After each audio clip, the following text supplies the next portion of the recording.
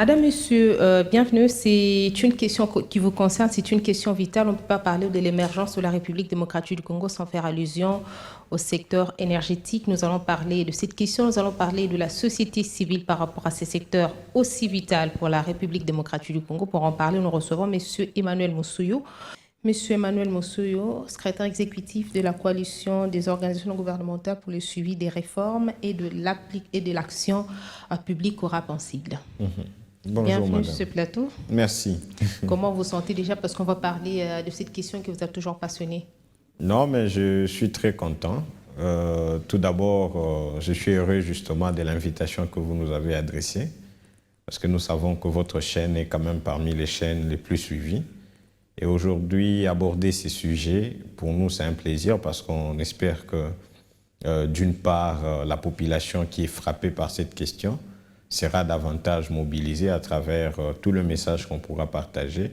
Mais aussi, d'autre part, je sais que les autorités qui suivent cette émission pourront prendre des mesures qu'il faut pour améliorer, n'est-ce pas, cette problématique qui reste et demeure, n'est-ce pas, aussi cruciale pour la RDC. Avec 9% du taux de desserte en énergie électrique en République démocratique du Congo, est-ce que vous vous sentez fier aujourd'hui de parler de cette question? Fier de parler de cette question, peut-être pas, parce que, comme vous le savez, la RDC reste parmi les pays qui détiennent le plus grand potentiel en énergie renouvelable au monde. Je parle de l'hydroélectricité, je parle du solaire, je parle de l'éolien et bien d'autres sources d'énergie renouvelable. Mais malheureusement, la RDC est parmi les pays qui a le taux le plus faible, n'est-ce pas, d'électrification au monde. Ça ne peut pas être une fierté. Par contre, quand nous parlons de ça, c'est parce qu'on a besoin de voir les choses s'améliorer. Nous sommes passionnés, nous travaillons jour et nuit autour de cette question parce que nous voulons voir un changement. Et le changement est possible parce que nous avons toutes les ressources qu'il faut pour arriver à résoudre ce problème. Mais malheureusement, la réalité, n'est-ce pas, nous enseigne autre chose. Mais on espère que ça va aller. Ça va aller, vous avez de l'espoir. Vous nous dites que vous travaillez jour et nuit. Le gouvernement travaille aussi jour et nuit. Mais comment expliquer ce contraste? Oui, le problème, c'est que je voudrais justement aborder tout d'abord la problématique liée à la vision du gouvernement congolais. Après plusieurs années, n'est-ce pas, on a vu la RDC garder cette vision qui est plutôt centralisée. Ça veut dire, à l'époque, quand on construit Inga 1, Inga 2, le but c'était de les construire, d'exploiter le plus grand potentiel qu'a la RDC en hydroélectricité du côté du Congo central. Et cette énergie était destinée à alimenter, n'est-ce pas, les industries qui se trouvent dans la partie est. Donc on parle de l'ouest pour alimenter l'est.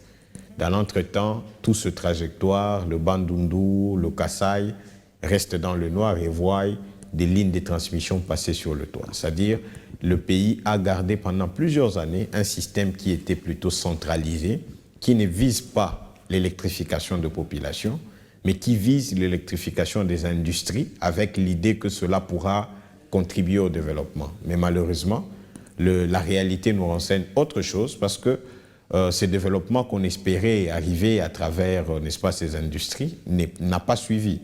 Dans le Katanga aujourd'hui, il y a un contraste parce que la majorité d'énergie est consommée par les industriels miniers et la population n'a pas d'électricité. Donc, c'est ça, au fait, selon nous, la base de ce retard. Au-delà du fait qu'on peut parler de toute la problématique liée à la gouvernance, comment est-ce qu'on a géré le secteur depuis, à l'époque, la SNEL qui était, n'est-ce pas, l'actionnaire, qui était plutôt l'entreprise publique, comment est-ce qu'on a géré la SNEL? Au point même aujourd'hui de voir la SNEL avoir des difficultés de maintenir ses propres ouvrages, c'est-à-dire qu'il y a eu un sérieux problème de gestion. Au-delà de ce problème de gestion, c'est aussi, n'est-ce pas, n'est-ce pas, tout ce problème lié à la politique nationale de l'énergie. On a passé plusieurs années sans qu'il y ait un document de politique. Je suis sûr que les derniers documents qu'a eu le pays, le document de politique, c'est depuis les années 90. Mais depuis tout ce temps... Aujourd'hui, l'obsolète, il ne tient plus. Oui, ça ne peut pas tenir parce que dans l'entretemps, on n'a pas augmenté la capacité de production, mais on peut constater que la population croît tout le jour. En tout cas, la démographie nous renseigne qu'aujourd'hui, il y a un sérieux problème. C'est-à-dire le fait qu'on n'a pas augmenté la production, plus les années vont passer, plus le taux d'accès sera encore plus faible parce qu'il y aura un nombre plus important qui aura besoin de, n'est-ce pas, de l'énergie, alors que il n'y en a pas assez pour une bonne distribution. Et certainement que la réponse par rapport à cette problématique peut être retrouvée dans votre vision. Quand je parle de vous, je fais allusion à vous en tant qu'acteur de la société civile, mais également d'autres acteurs de la société civile qui travaillent sur ces secteurs. Et comme nous parlons de la population encore, de ce taux de desserte en énergie électrique aujourd'hui est faible, est-ce qu'on peut connaître, hormis les entreprises par exemple, aujourd'hui les autres sources qui consomment un peu plus les énergies en RDC? Non, mais en RDC actuellement, on ne peut pas enlever les entreprises parce que c'est d'ailleurs eux qui sont les plus privilégiés. J'ai dit hormis les entreprises, la deuxième par exemple. Hormis les entreprises, ça doit être les ménages. Mais malheureusement, encore une fois de plus, la répartition est inéquitable. Hein? Vous allez partout, je pense, un exemple concret. La SNEL a eu un contrat avec des entreprises minières, je pense TFM et autres, qui ont appuyé financièrement la réhabilitation d'une centrale hydroélectrique dans le Congo central. Comment ça s'appelle encore? Voilà. Il y a une centrale au niveau du Congo central qui venait d'être réhabilitée récemment. Le nom va venir certainement. Ça produit 12 mégawatts. Et rassurez-vous, parce que ce sont des miniers qui ont financé la réhabilitation, presque l'ensemble de ces mégawatts est renvoyé auprès de ces entreprises minières parce que c'est renvoyé dans la ligne de transmission à travers l'interconnexion. Et c'est ces entreprises qui bénéficient de ça. Donc, à votre question, je dirais que si ce n'est pas les miniers, si ce n'est pas les entreprises, c'est la population. Mais aujourd'hui, la population n'a pas... S'il n'y a pas des données chiffrées, c'est encore une autre difficulté. Ça reste un problème national. Au niveau de la RDC aujourd'hui, on ne sait pas, on n'a pas un bon mécanisme pour, n'est-ce pas, chiffrer des informations, pour faire des bonnes statistiques. Donc ça reste un problème national et dans tout. Malheureusement, ça n'arrange pas et ça ne permet pas justement de bien gérer, de bien suivre la courbe. Ont accès à l'énergie, autant des entreprises ont accès à l'énergie. Voilà que la courbe augmente ou la courbe, n'est-ce pas, diminue. C'est-à-dire qu'on n'a pas une possibilité de suivre de façon linéaire toutes ces informations-là. Et ça vous donne encore plus du boulot en tant que coalition des ONG pour le suivi des réformes et de l'action publique. On va prendre l'éco-découverte, on se retrouve juste après. Éco-découverte. Le développement durable dépend de la protection de l'environnement au maintien des forêts de la République démocratique du Congo pour contrer le réchauffement climatique planétaire et la biodiversité. Et c'est en vue de former et sensibiliser toutes les couches de la population à l'entretien et l'aménagement des forêts à mangrove. Avec l'appui des Rainforest Fund et plusieurs centres dans la province du Congo central, précisément à Mwanda, au village Boulambemba et à Banana, les experts expliquent les rôles que joue la mangrove. C'est une forêt qui vit au milieu de l'eau douce et l'eau salée. Et c'est une forêt qui nous donne l'oxygène, parce que c'est une forêt naturelle. Et cette forêt, c'est les frayeurs, les maternités de poissons. Alors, donc c'est l'amortisseur. S'il n'y a pas cette forêt, l'océan peut aller jusqu'à Boma, s'il vous plaît. C'est la seule forêt qui nous donne le temps de respirer. Et c'est la seule forêt qui nous donne à manger. Et c'est la seule forêt qui garde l'équilibre de Mwanda. Makaka betu na kuyunduka na bao, mbiji fondaka ya mingi. Mebubu yai, bitu fana monaka ba mbiji tamatama ba buletu ba masolo, ba poisson si, ba dinosaure, ba mbiji mingi. Mebubu ya mwabitu bora laka yao, ikele. Ale tangu ngeme kwenda na maza ngebaka mbiji ve. Kukuja la ngenini susi ke fala nge kota nge kwenda batre, mangrove nge salama makala. C'est pour cela ngini betu tabaka no, betu meka tete ko yonzo la mbiji betu mosi.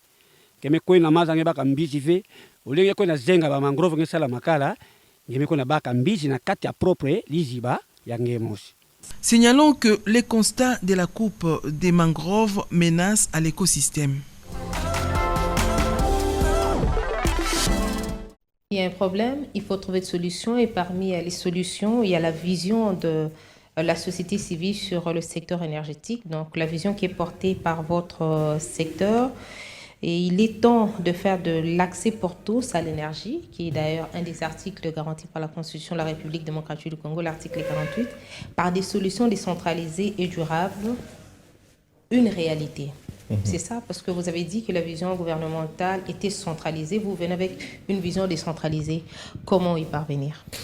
Merci. J'aime bien déjà ce titre-là. On dit qu'il est temps de faire, n'est-ce pas, de l'accès à l'électricité pour tous par des solutions décentralisées, une réalité. On a passé beaucoup de temps. J'étais en train de le dire tout à l'heure que plusieurs années après, rien ne change. Il n'y a pas d'amélioration, alors que nous avons toutes les ressources, alors que nous avons n'est-ce pas, tout ce potentiel-là, qu'il soit humain, qu'il soit en ressources naturelles, en eau, solaire et autres. J'aime toujours le dire, hein, le plus faible potentiel en ressources solaires de la RDC est de loin plus que le plus grand potentiel qu'a l'Allemagne. Les plus faibles potentiels solaires. Mais l'Allemagne a développé son secteur solaire et de façon exponentielle, alors que nous, Dieu nous a bénis avec toutes les ressources. Mais pourquoi ça ne marche pas? C'est comme ça que nous estimons qu'il est temps maintenant que le pays s'y prenne, que le pays s'engage pour arriver à développer le secteur de sorte que tout le monde ait accès à l'énergie. Mais comment ça va se passer? Parce que vous parlez de la vision de la société civile sur l'accès à l'énergie, sur le développement du secteur de l'énergie. J'aimerais bien placer un mot tout d'abord sur le processus. Comment est-ce qu'on est parvenu à définir cette vision? La société civile a été invitée officiellement par le gouvernement congolais, c'est-à-dire CORAP est partie prenante officielle par le gouvernement pour l'élaboration de la politique nationale de l'énergie. Alors CORAP, c'est une plateforme d'ONG. Et puis dans l'invitation, c'est pour représenter la société civile. On est avec le GTCR dans ces travaux. Nous avons estimé qu'il n'était pas bon, nous qui représentons la société civile, ne puissions rester qu'à Kinshasa sans vraiment avoir une bonne consultation auprès des autres acteurs. Raison pour laquelle nous avons identifié des ONG à travers le pays, notamment, faute de moyens, on ne pouvait pas aller dans 26 provinces directement. Nous avons travaillé dans la stratégie de focaliser nos actions autour de 11 anciennes provinces, l'ancienne configuration. Okay. Avec l'idée que dans une province, si on a un répondant, il couvre toute la nouvelle configuration. Dans une province comme le Katanga, par exemple, les organisations qui sont là couvrent l'ensemble du Katanga dans sa nouvelle configuration. Vous voyez, donc les nouvelles 4 provinces. Donc ces organisations ont travaillé aux côtés des communautés locales, aux côtés des experts de l'administration publique, aux côtés des institutions scientifiques, aux côtés des privés, pour organiser des forums communautaires et des consultations. Donc ici, ce processus qui nous a permis de définir la vision pour le secteur de l'énergie, ce processus nous a permis justement à organiser plus ou moins 120 forums communautaires dans 120 localités à travers le pays. Et qu'est-ce que ça avait donné, ces consultations avec les communautés locales? Oui, mais c'était un exercice assez excellent, assez génial. Pour moi, c'était assez intéressant de vivre cette expérience-là parce que, premièrement, ça nous a permis de briser, n'est-ce pas, les mauvaises habitudes qui sont généralement mises en œuvre par ces genres de processus où, quand on parle de consultation, quand le gouvernement et tous ses acteurs organisent des consultations, généralement, ils se focalisent à les organiser dans des grandes villes, dans des chefs-lieux. Mais ici, nous sommes allés dans 120 localités, c'est-à-dire nous sommes descendus aux côtés des communautés locales. À la base. À la base. Et ce qui était intéressant, c'est que pour la plupart, c'était la toute première fois qu'ils se retrouvent dans ce genre d'activités où il fallait parler de l'énergie, alors que l'énergie, c'est le développement.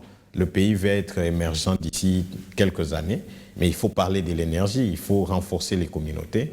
Et le processus nous a permis justement à les renforcer tout d'abord en capacité et à les mettre en confiance pour réfléchir aux solutions qui devront venir, n'est-ce pas, pour résoudre. Et c'était pendant combien de temps comme ça? C'est un processus qui nous a pris plus d'une année. Parce que avant de descendre sur terrain pour le forum communautaire et les consultations, nous sommes allés tout d'abord avec un processus de renforcement des capacités de tous les acteurs au niveau des provinces sur tout ce qui concerne le secteur de l'énergie, parce qu'on voulait être sûr que les gens maîtrisent les secteurs. Donc, les forums communautaires, justement, au-delà de l'information qu'on a apportée auprès des communautés, nous a permis aussi à légitimer les consultations que nous avons organisées à travers 24 villes. Peut-être s'il faut parler en quelques mots de ce que constitue effectivement cette vision, oui, parce qu'une vision doit être clairement écrite, établie. Et savoir c'est quoi ces exigences et tout ça. Et ici, nous parlons de 9 exigences. La communauté locale estime qu'il faut que le gouvernement congolais puisse mettre en avant-plan ces exigences pour permettre de développer les secteurs à partir de la politique et tous les autres documents qui viendront après. La première des choses qu'il faut noter des exigences des communautés, c'est que, dès par toutes ces consultations, on est parvenu à constater qu'il est possible que d'ici 2030, le gouvernement congolais puisse améliorer l'accès de tout le Congolais à l'énergie, et cette fois-là au niveau 1 et 2. C'est-à-dire que d'ici 2030, que ça soit... C'est quoi les niveaux 2? Justement, que ce soit dans des milieux ruraux comme dans des milieux périurbains ou urbains, il est possible justement que tout le monde ait accès à l'énergie. Le niveau 1, c'est le niveau basique, où chaque personne a la possibilité d'avoir de la lumière, de l'éclairage, a la possibilité d'avoir sa petite radio quelque part, a la possibilité de charger son téléphone, a la possibilité, n'est-ce pas, de faire des activités basiques dans une maison ou dans une communauté. Vous voyez? Et ça, c'est possible avec toutes les ressources que nous avons, de donner à tout le monde. Et la communauté locale et la société civile prend ça comme exigence pour demander au gouvernement de travailler ardemment pour que d'ici 2030, cela soit possible. La deuxième des choses, c'est qu'il a été constaté qu'il était plutôt possible au moins 50% des Congolais en milieu périurbain et urbain, d'avoir accès à l'énergie au moins au niveau 3. Le niveau 3, c'est le niveau, parce qu'il y a le niveau 1, niveau 5, et à partir du niveau 3 jusqu'au niveau 5, c'est le niveau intermédiaire où tout le monde peut néanmoins cette fois-là avoir la possibilité de suivre sa télé, avoir la possibilité d'avoir peut-être de faire la cuisson, avoir la possibilité de bouillir de l'eau comme on peut. Vous voyez par exemple... Aujourd'hui, la saison sèche, c'est difficile. Il faut quand même avoir la possibilité de chauffer peut-être sa maison ou de bouillir de l'eau infisque pour certains besoins. Donc, ça, c'est la première exigence. La deuxième des choses qui a été mentionnée, qui a été actée par les communautés, c'est qu'on parle toujours accès à l'énergie, accès à l'énergie. Souvent, d'ailleurs, c'est confondu avec la lumière. Alors qu'accéder à l'énergie, c'est au-delà de la lumière. On venait de parler des activités. Mais ce n'est pas que les activités des ménages, c'est aussi des activités économiques qui peuvent être développées. C'est que le gouvernement doit se rassurer que l'énergie qu'il met à disposition des communautés leur permet, n'est-ce pas, de commencer à développer des activités économiques à la base. Parce que, rassurez-vous, aujourd'hui nous vivons l'exode rural, mais si seulement au niveau de nos communautés, on pouvait avoir sa maison de couture, c'est pas salon de coiffure, petit moulin, maison de soudure, etc. Ce sont des activités basiques que cet accès à l'énergie, voire au niveau 1, 2, 3, peut aussi accorder et permettre à ces communautés. Parce que généralement, on privilégie les industries, les entreprises, avec comme raison que les communautés n'ont pas la capacité financière. Mais il faut aider les communautés à développer ces capacités financières. Mais s'il n'y a pas de capacité financière, mais n'oubliez pas aussi que ça encourage les raccordements frauduleux par moment, ce qui n'est pas aussi contrôlé. Oui. Aujourd'hui, presque partout, on a fait un spot, je pense que a diffusé il y a quelques mois, je pense l'année passée, plusieurs spots qu'on avait produits sur l'accès à l'énergie où on démontrait les réalités d'accès à l'énergie dans la ville de Kinshasa. Dans plusieurs communes, c'est des raccordements frauduleux. C'est beaucoup de problèmes. Et c'est un manque à gagner. Et ça, c'est un manque à gagner, ça perturbe. Alors que Si on met en place un bon système, comme j'étais en train de le dire, ça peut faciliter le développement des activités économiques au niveau communautaire et ça pourra aider à ces communautés de se prendre en charge pour payer cette énergie et de développer et d'améliorer leur capacité économique. Et je pense que ça peut même résoudre ce problème d'exode rural.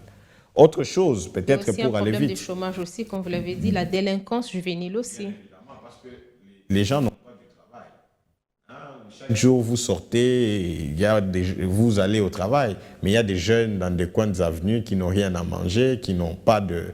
Après, finalement, ils vont se décider un jour d'agresser pour, n'est-ce pas, on ne soutient pas ça, on estime que l'accès à l'énergie va résoudre ce problème, parce que ça va aider au développement de plusieurs activités. Alors, avant de parler des autres exigences, permettez-moi de prendre l'éco-créativité, cette rubrique réservée à la promotion des initiatives vertes, en sortant juste après. Éco-créativité.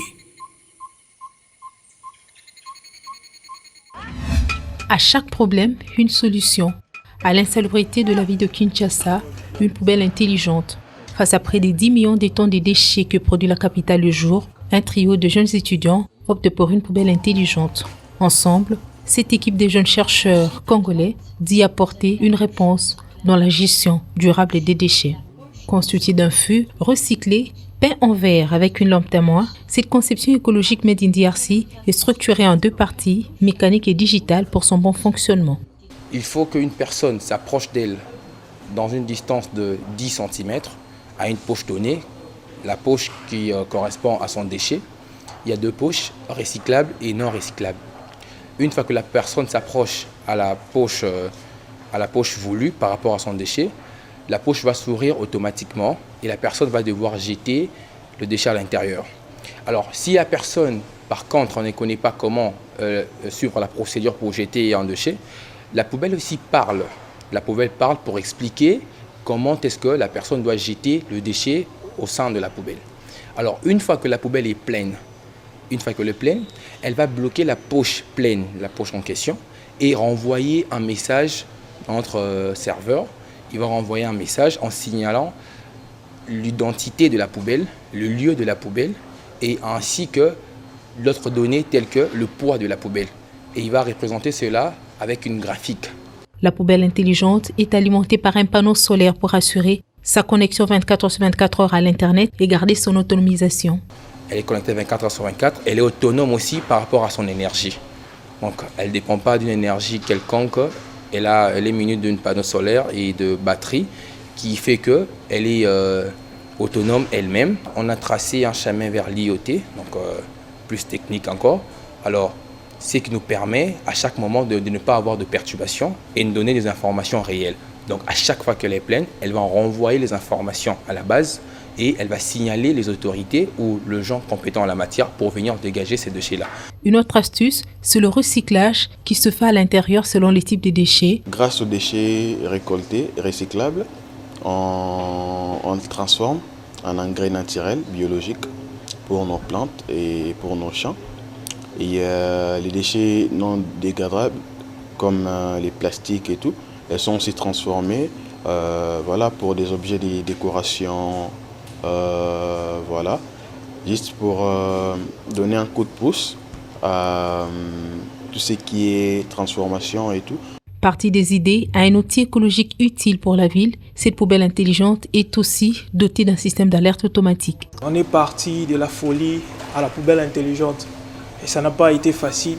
Nous aimerons à ce que le président de la République de soutenir ces projets, que ces projets voient le jour parce que ces poubelles cadrent dans la liste de Kin Bopeto et s'inscrit également dans ces programmes-là.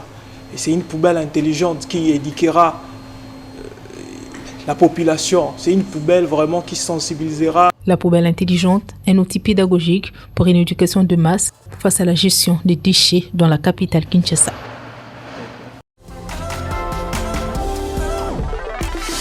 Et Comme nous parlons du secteur énergétique, nous savons également que pour l'instant, le message qui accompagne la République démocratique du Congo dans différentes conférences internationales sur le climat présente la RDC comme étant un pays solution. Et parlons des solutions, il y a des solutions sur le plan énergétique aussi.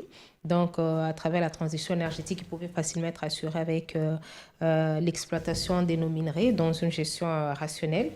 Mais nous savons également que la recherche du bois de chauffe est aussi une des sources d'émissions ou de déforestation en République démocratique du Congo. Une autre exigence, lorsque nous parlons de votre vision, consiste à adopter des stratégies durables pour la cuisson propre. Comment y aller? Effectivement. Aujourd'hui, il y a un problème par rapport à l'utilisation du bois énergie.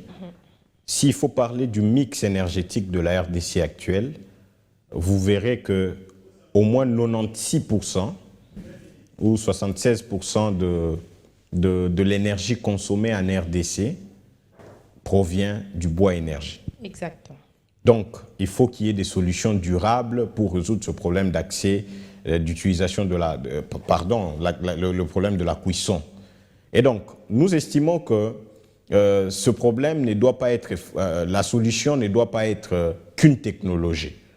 Parce que le constat que nous avons fait, c'est qu'au niveau gouvernemental, au niveau du PNUD qui est en train d'appuyer techniquement le gouvernement sur la question de l'énergie, c'est qu'ils sont en train de laisser passer l'idée selon laquelle la solution idéale serait d'utiliser le gaz de pétrole liquéfié, le GPL. Mais nous, dans le document dans la vision de la société civile, nous pensons que le GPL doit être considéré comme une solution transitoire. Ça veut dire définir clairement les nombres d'années qui vont constituer, que les GPL pourront être considérés comme une solution, pour qu'on voie comment est-ce qu'il faudrait accroître des solutions idéales. Et pour nous, parmi ces solutions idéales, c'est, n'est-ce pas, la cuisson électrique. Il faut qu'on arrive à améliorer l'accès à l'énergie, à l'électricité pour tous, pour permettre à ce que l'on puisse aussi utiliser la cuisson électrique. Donc, pour nous, on estime qu'aujourd'hui, la politique de l'énergie, comme toutes les stratégies qui devront venir, doivent être comme ce cadre qui permet le développement de toutes les solutions innovantes, de toutes les solutions qui, n'est-ce pas, pourront aider à contribuer ou à lutter contre l'utilisation du bois énergie, mais plutôt ces solutions restent durables, n'est-ce pas? Et cela pourra nous aider à avancer. Ne pas privilégier qu'une technologie qui est le GPL, mais comment est-ce que la politique ou les stratégies pourront favoriser le développement des biogaz, par exemple? C'est une technologie assez forte. Comment est-ce qu'on pourra davantage intensifier la production des briquettes écologiques? L'ensemble de toutes même les foyers améliorés, bien évidemment, l'ensemble de toutes ces technologies, mais la finalité doit être clairement définie, que la population doit aboutir, n'est-ce pas, à la consommation de la cuisson électrique, qui est donc la meilleure des choses. C'est pour ça que dans votre vision, il y a par exemple la 7e exigence qui fait mention à l'adoption et au respect des critères de développement pour tout projet énergétique. Effectivement, il faut qu'il y ait des critères. Malheureusement, on parle de ça justement parce que généralement, on a comme l'impression que le pays n'a pas une bonne vision sur le développement de ses ressources naturelles. Malheureusement. Ce qui fait que chaque partenaire financier, quand il arrive avec un projet, il vient aussi imposer sa façon de faire. Hein, on voit ça dans des grands projets comme Inga. Cette imposition est tributaire aussi de la faiblesse que présentent certains acteurs Oui, mais c'est une grande faiblesse. C'est comme ça que je disais, la plus grande faiblesse, c'est qu'on n'a pas de vision. Développons d'abord une vision. Quand on parle de pays solution, ça peut être une vision. Mais c'est quoi le contenu de ça? Vous voyez, ça doit être clair. Et le leadership au niveau gouvernemental devra faire en sorte que tout investisseur qui arrive doit être obligé de suivre une ligne de conduite. C'est comme ça qu'on parle des critères pour le développement de projets. La RDC va se dire, voilà, pour le secteur, pour la production de l'hydroélectricité, voilà les critères qui sont développés. Voilà, tel endroit on peut faire tel projet, tel endroit on peut faire ceci, pour le solaire, et autres. finalement, c'est aussi, ces critères peuvent aussi toucher l'exigence qui suivait après par rapport aux combustibles fossiles. Ce n'est pas parce que le monde, les autres pays exploitent leurs énergies fossiles que nous aussi nous devons le faire. Ce n'est pas parce qu'un investisseur a un peu plus de moyens, veut prendre des blocs pétroliers que nous devons céder. Quelles sont les exigences, quels sont les critères de développement que le pays met en place? C'est comme ça que nous disons que même parlant des pays solutions, nous, d'ici très peu, on va organiser des assises au niveau national qui va mettre ensemble des acteurs de la société civile locale, nationale et même internationale au niveau du bassin du Congo pour réfléchir, selon nous, quel doit être le contenu de Pays Solutions sur la question du climat et de l'énergie. Parce que Pays Solutions, aujourd'hui, parlant du changement climatique, doit être ce pays qui contribue, n'est-ce pas, à la diminution des émissions. Il contribue déjà pour beaucoup, la République démocratique du Congo. C'est peut-être en termes de compensation qu'il n'y a pas d'équilibre pour l'instant. Oui, c'est aussi une réalité. C'est aussi une réalité. Donc, elle contribue, n'est-ce pas, à travers nos forêts. Mais ça sera un contraste si seulement on contribue à travers nos forêts et qu'en même temps, on voulait aussi intensifier la production des énergies fossiles. Vous voyez, parce que là, il y aura encore plus d'émissions.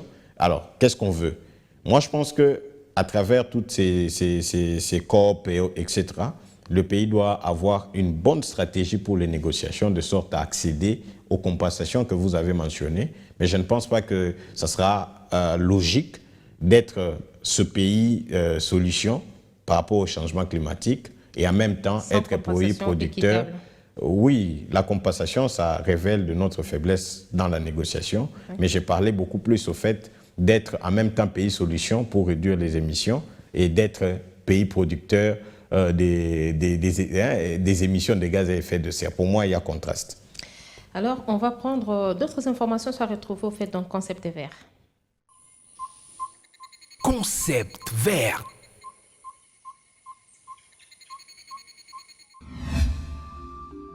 La gestion durable des forêts ou l'aménagement écosystémique des forêts est un mode de sylviculture à tendance écologique qui fixe des critères, indicateurs et objectifs socio-environnementaux en plus des objectifs économiques à la gestion forestière. Alors, nous comprenons que la matière est abondante, il y a pas mal de défis. Il y a par exemple l'actualisation des données, vous l'avez déjà mentionné tantôt. Mais j'ai encore une autre question. Récemment, vous avez vu investir les rues de Kinshasa, Toboy Molili, Tolembi Molili. C'était quoi l'idée derrière? La population est fatiguée. Elle est agacée de continuer à vivre dans l'obscurité. C'est comme ça qu'elle dit aujourd'hui Toboy Molili. Toboy Molili, parce que nous avons toutes les ressources qu'il faut pour que les gens aient accès à l'énergie, mais nous n'avons pas d'électricité. Imaginez-vous, on est à Kinshasa. Kinshasa bénéficie de près de 46% d'accès à l'énergie par rapport au plus ou moins 9%, oui à 9% au niveau national. Mais 46% ne représente pas grand-chose. Tout le jour, on est en train de vivre la réduction ou, n'est-ce pas, le fait que la qualité est en train d'être... c'est déprécié, au fait, la qualité d'accès aux services énergétiques. Et c'est comme ça que la population se dit, non, mais écoutez, on a toutes les ressources, les autorités doivent prendre toutes les mesures qu'il faut pour améliorer l'accès de tout le monde à l'énergie. Et non continuer à vivre les délestages, à vivre, n'est-ce pas, des coupures. Les gens deviennent même des techniciens parce qu'ils connaissent des mots techniques comme des fédères, comme changer des phases. Voilà. Et malheureusement, à qui ça profite? Ça ne profite à personne parce que ça contribue à la détérioration du réseau actuel. Et cela n'est pas une très bonne chose. Alors, on peut comprendre que c'est une campagne nationale. Elle va vous prendre combien de temps? La campagne, elle continue. Elle continue. En tout cas, le but, c'est que les autorités prennent de bonnes mesures pour améliorer l'accès des populations aux services énergétiques. À cause du fait qu'on n'a pas de raison à donner aujourd'hui, parce qu'on a toutes les ressources qu'il faut. Question qu'il y ait une bonne stratégie pour qu'il y ait plus d'investissement dans le secteur et qu'il y ait plus d'accès à l'énergie. Imaginez-vous, le secteur est libéralisé depuis 2014 à travers la loi, mais jusqu'aujourd'hui, par exemple, la ville de Kinshasa ne connaît pas encore d'importants investisseurs en dehors de la SNEL. Mais qu'est-ce qui bloque? Il faut améliorer le cadre. Il y a des projets Kinelenda, Solar City, qu'est-ce que ça a donné? Oui, mais Solar City, après 2 ans, moi je suis passé par là le week-end passé. Malheureusement, j'ai constaté même la première pierre qui était posée a été déplacée. C'est plutôt un champ de maïs. Les Kinelenda, on ne sait pas où est-ce qu'on en est. Écoutez, on a besoin de projets concrets. Malheureusement, les investisseurs qui arrivent, ils trompent. Ils n'ont pas encore de ressources. Ils arrivent avec toutes les assurances pour obtenir les concessions. Une fois ils ont les concessions, ils partent maintenant chercher des financements. Mais ça, c'est tromper tout un peuple. On n'est pas d'accord avec ça. Il faut que le cadre soit bien défini, de sorte que les choses puissent vraiment s'améliorer et on en a besoin. Et c'est Kinshasa qui a donné le temps de cette campagne, Tolembi, Molili, Tobo et Molili. Après Kinshasa, ça sera quoi la prochaine province? Le Congo central est déjà en train de s'apprêter aussi pour mobiliser sa population. Okay. On n'est pas contre le pouvoir en place, non, mais la population en a marre. Elle a besoin de voir des améliorations et il faut qu'on en arrive là, il faut qu'on voie les choses s'améliorer. Il faut qu'on voie clair, Monsieur Emmanuel Moussou. Nous vous disons merci d'avoir disponibilisé de votre temps pour échanger avec nous sur cette question vitale qui est donc le secteur de l'énergie. Non, mais c'est moi qui vous remercie pour l'invitation. À très bientôt. Je dois rappeler que vous êtes secrétaire exécutif de la coalition des ONG pour le suivi des réformes et de l'action publique, CORAP. Merci. À très bientôt. Merci, au revoir. Mon idée pour la planète.